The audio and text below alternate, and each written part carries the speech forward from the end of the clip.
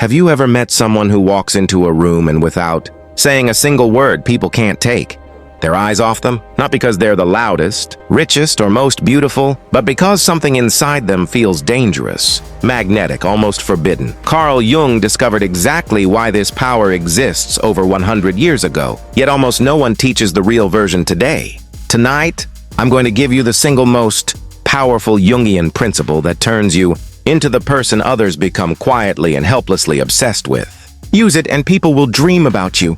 Replay conversations for days, even fall in love without knowing why. Ignore it and you remain forgettable forever. You already know people who have this, an ex who still texts you, a friend everyone orbits, or a stranger you saw once and still think about. Jung called this the activation of the Anima and Animus, the hidden opposite-sex archetype buried inside every human psyche. When awakened, you become everything others unconsciously crave. You stop chasing attention, and attention starts chasing you. The 5-step process begins with the forbidden mirror. Jung wrote, "Until you make the unconscious conscious, it will direct your life and you will call it fate." The Anima Animus is born not from your good qualities, but from the traits you reject: anger, lust, jealousy, neediness, darkness. Tonight, write your 10 ugliest truths and sign them with, "I reclaim these shadows as my divine power." Then sleep with the paper under your pillow for 7 nights. The change becomes alchemical, your voice deepens, your gaze sharpens, people call you intense. Step 2 is the Polarity Trigger. Men must embrace their feminine side, emotion, softness, creativity, while women must embrace their masculine side, strength, dominance, strategy. The more you step into the repressed pole, the more violently the archetype awakens, and others feel it like electricity. Step 3 is the gaze of the abyss. Sit in darkness for 9 minutes daily and invite your demons to speak. Memories, fantasies, shame without judgment.